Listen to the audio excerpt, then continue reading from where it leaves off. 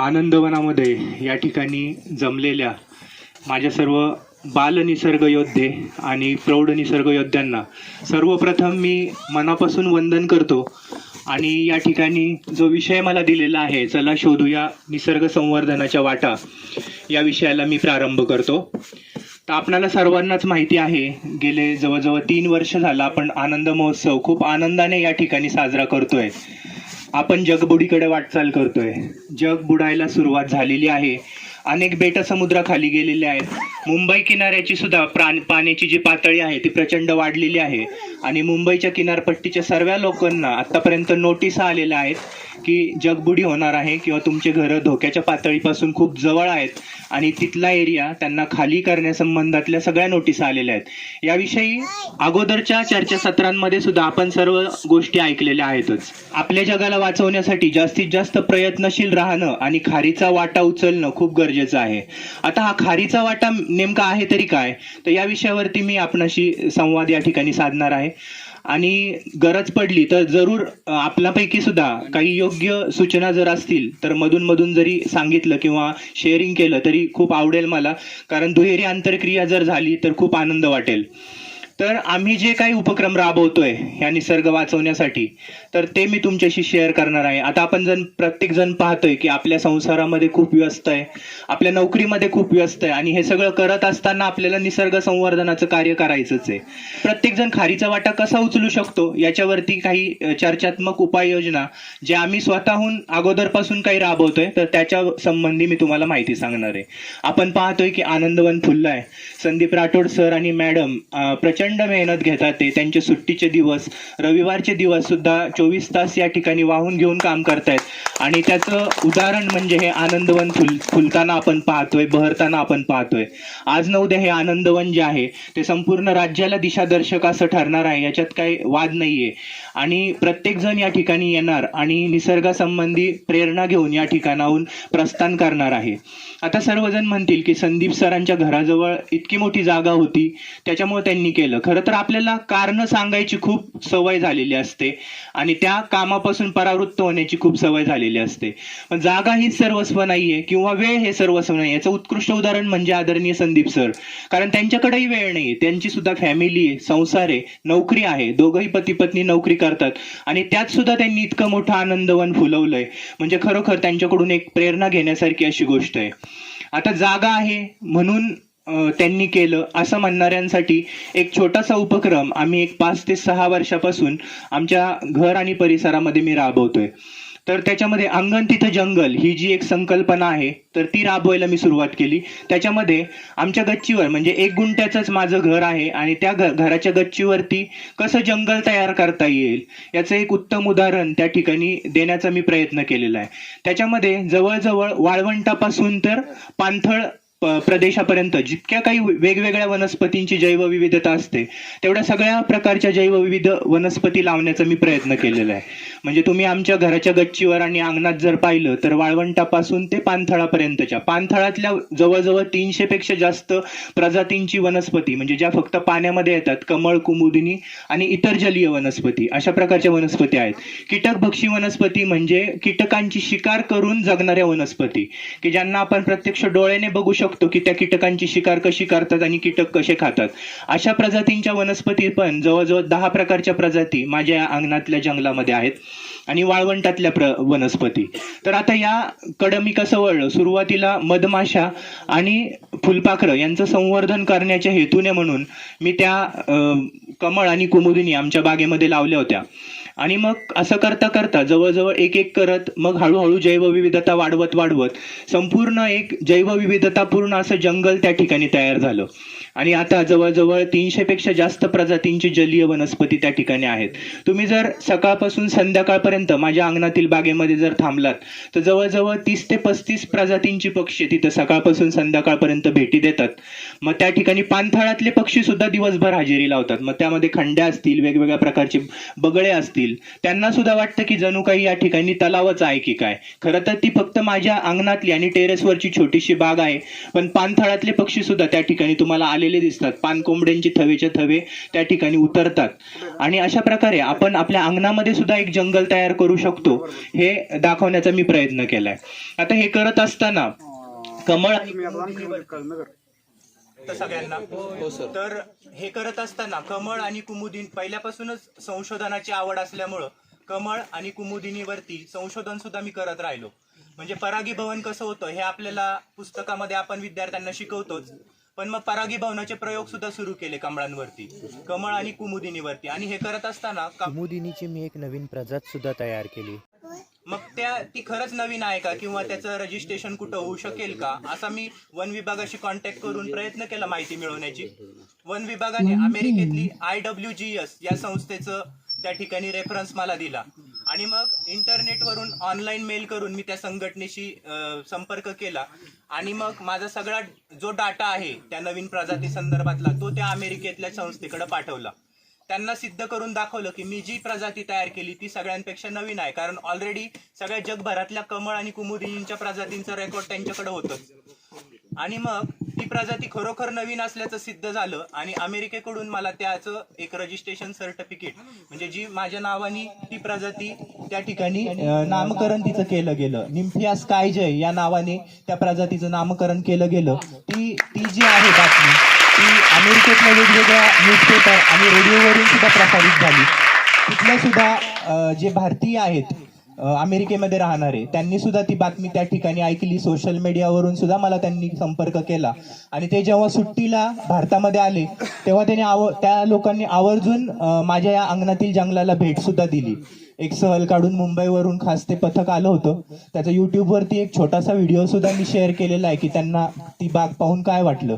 सांगायचं तात्पर्य एवढंच की आपण जेव्हा निसर्गासाठी थोडंसं जर करत असू तर निसर्ग आपल्याला भरभरून देत असतो. खरं तर मला माहितीच नव्हतं की मी त्याच्यामध्ये इतकं करल किंवा आंतरराष्ट्रीय स्तरावरती माझं कुठंतरी नाव येईल म्हणून. पण आपण जेव्हा निसर्गासाठी तळमळीने करत असतो, एक दाणा आपण पेरला तर त्या दाण्याचं शेकडो दाण्यांचं कणीस आपल्याला निसर्ग आपल्याला देत असतो. मग कुठल्या ना कुठल्या मार्गाने त्याचं तो जो आहे निसर्ग तो आपल्याला परत करतच असतो. आणि म्हणून निसर्गाशी सुद्धा आपलं काहीतरी देणं आहे आणि या निसर्गासाठी आपण काहीतरी केलं पाहिजे, मनापासून केलं पाहिजे, निस्वार्थी भावनेने केलं पाहिजे, अशी तळमळ आपल्या प्रत्येकामध्ये असली पाहिजे.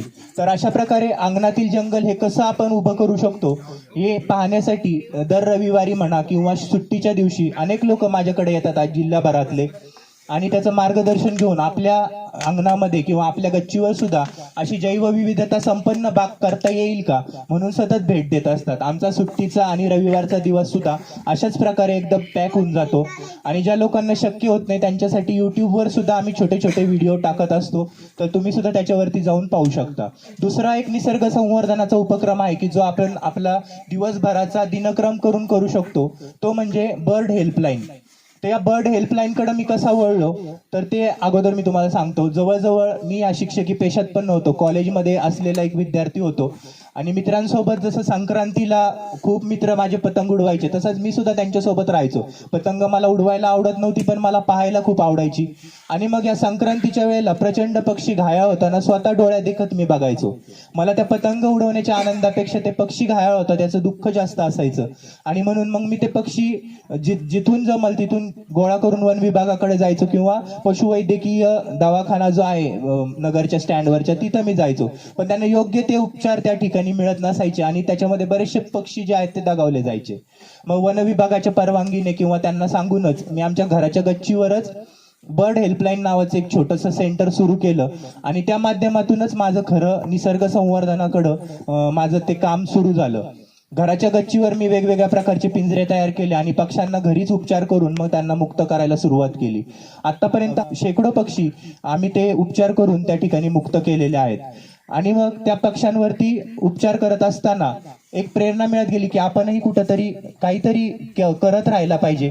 मग हळूहळू एक एक ऍक्टिव्हिटीज आम्ही वाढवत गेलो आणि मग अनेक उपक्रमांना सुरुवात केली. मग शिक्षकी पेशामध्ये मी जेव्हा पदार्पण केलं तेव्हा मग हेच गुण जे आहेत ते शालेय अध्यापन करत असताना विद्यार्थ्यांमध्ये पण कसे रुजवता येतील, कारण हे विद्यार्थीच भावी पिढीचे नागरिक आहेत आणि भविष्य त्यांनाच घडवायचंय. मग त्यांच्यामध्ये सुद्धा हे गुण कसे विकसित करता येतील का यासाठी वेगवेगळ्या उपक्रमांचं आम्ही आयोजन करत गेलो.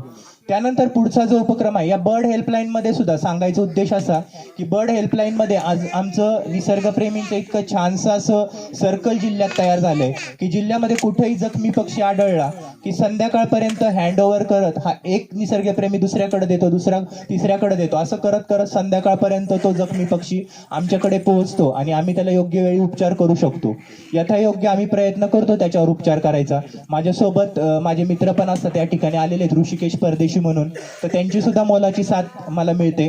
कात्रजच्या सर्पोद्यानामध्ये त्यांनी पक्ष्यांसाठी रेस्क्यू सेंटरमध्ये खूप महत्त्वाचं योगदान दिलेलं आहे आणि त्यांचं सुद्धा गायडन्स ते पक्षी वाचवण्यासाठी लाभत असतं. विशेष म्हणजे ते माझ्या शेजारीच राहतात, त्याच्यामुळे मी जरी नसलो तरी त्या पक्ष्यांकडे लक्ष देण्यासाठी म्हणून त्यांची मदत होते आणि आम्ही दोघं मिळून ते बर्ड हेल्पलाईन चालवतो. तिसरा एक छोटासा उपक्रम तुमच्याशी शेअर करू इच्छितो, तो म्हणजे सीड बँक.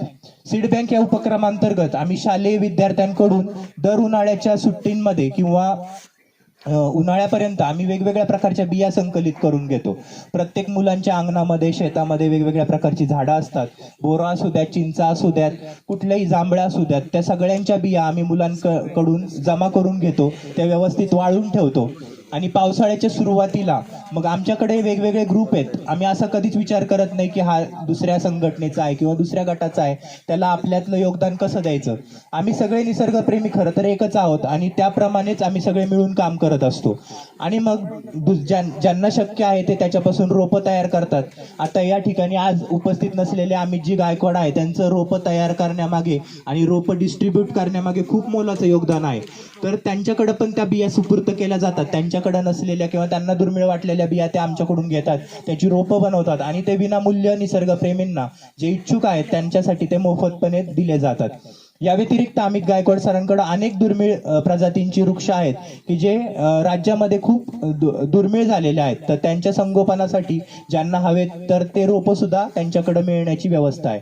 आणि यातून ज्या उरलेल्या बिया आहेत रोपं न करून, तर त्या आम्ही पक्षी गणनेसाठी किंवा पक्षी निरीक्षणासाठी जेव्हा आम्ही निसर्गाच्या सहवासात जातो तेव्हा पाणथळांच्या शेजारी आम्ही त्या बिया टाकण्याचं काम करत असतो, जेणेकरून त्या बिया त्या ठिकाणी रुजतील आणि त्या ठिकाणी वाढतील. त्यानंतर शेवटचा उपक्रम मी तुम्हाला या ठिकाणी शेअर करून या ठिकाणी थांबणार आहे, तो म्हणजे चिमणी संवर्धन उपक्रम. चिमणी संवर्धनाचा उपक्रम गेले जवळजवळ 6 वर्षापासून आम्ही जिल्ह्यामध्ये हाती घेतलेला आहे आणि या चिमणी संवर्धन उपक्रमामध्ये आपण पाहिले की चिमण्यांची संख्या जी काही झपाट्याने कमी होत चाललेली आहे, तर त्यांच्या संवर्धनासाठी आपल्याला काही प्रयत्न करता येतील का. म्हणून 1 मूठ धान्य, 1 ओंजळ पाणी आणि 1 रुपया पक्ष्यांसाठी ही माननीय संदीप राठोड सरांच्या संकल्पनेतूनच उदयाला आलेली एक छोटासा उपक्रम आहे, ज्याला व्यापक स्वरूप देण्याचं काम मी फक्त पुढे केलेलं आहे. आणि ते वेगवेगळ्या शाळांमध्ये राबून आम्ही मुठमुठ धान्य विद्यार्थ्यांकडून जमा करतो.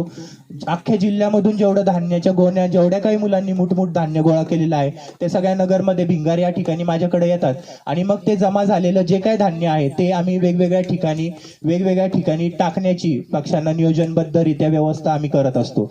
याबरोबर 1 रुपया पक्षांसाठी मग 1 रुपयामधून जी काही वर्गणी जमा झालेली असते त्याच्यातून वेगवेगळ्या ठिकाणी पानवटे भरण्याचं काम केलं जातं.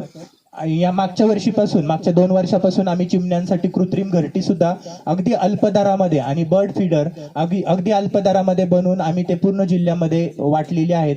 त्याच्यामध्ये या ठिकाणी बसलेले सुद्धा अनेक जण सहभागी झालेले आहेत, त्यांना तो उपक्रम खूप चांगल्या पद्धतीने माहीत आहे. तर हे काय असे उपक्रम आहेत की ज्याच्यामध्ये आपण आपली दिनचर्या करूनही आपण त्याच्यामध्ये आपला सहभाग नोंदवू शकतो आणि निसर्गाला हातभार लावू शकतो. तर आज प्रत्येकाने मी हे उपक्रम सांगण्याचा हेतू एवढाच आहे की आपलं दैनंदिन कार्य सुरू असताना सुद्धा या निसर्गाशी आपलं काहीतरी देणं आहे, कारण निसर्गाने आपल्याला जन्म दिलाय आणि म्हणून याच्या संवर्धनासाठी आपल्याला कुठंतरी काहीतरी प्रयत्न करणं हे खूप गरजेचं आहे. दैनंदिन उपक्रम हे तर चालूच असतात, दैनंदिन जीवन हे तर प्रत्येक जण जगतोच, पण त्याबरोबरच या निसर्ग संवर्धनासाठी प्रत्येकाने खारीचा वाटा कुठंतरी उचलणं गरजेचं आहे. म्हणून विद्यार्थ्यांपासून ते प्रौढांपर्यंत या उपक्रमांचं तुम्हाला मी सांगण्याचा प्रयत्न केला. त्याच्यामध्ये कुठंतरी आमच्याशी तुम्हाला जाता येईल का, संदीप सरांशी तुम्हाला जोडलं जाता येईल का, आपल्याला आपलं योगदान कुठंतरी देता येईल का, याच्यावरती सर्वांनी विचारमंथन करून त्याच्यावरती आपण कृतिशील राहणं खूप गरजेचं आहे. आणि एवढं बोलून मी या ठिकाणी थांबतो. या ठिकाणी आनंदवनातले संदीपजी राठोड यांनी मला जे 2 शब्द व्यक्त करण्याची संधी दिली. खरं तर मी मार्गदर्शन करण्या इतपत मोठा नाहीये, फक्त माझे जे काही अनुभव आहेत ते या निमित्ताने मी तुमच्याशी शेअर केलेले आहेत. माझ्यापेक्षा तुमचे जास्त अनुभव छान आणि अधिक चांगले असू शकतात, तर तुमच्याकडून सुद्धा मला अनेकांकडून ऐकण्याची इच्छा आहे आणि मी समोर बसणारच आहे. या ठिकाणी बोलण्याची संधी दिली त्याबद्दल मी मनापासून आभार व्यक्त करतो. धन्यवाद.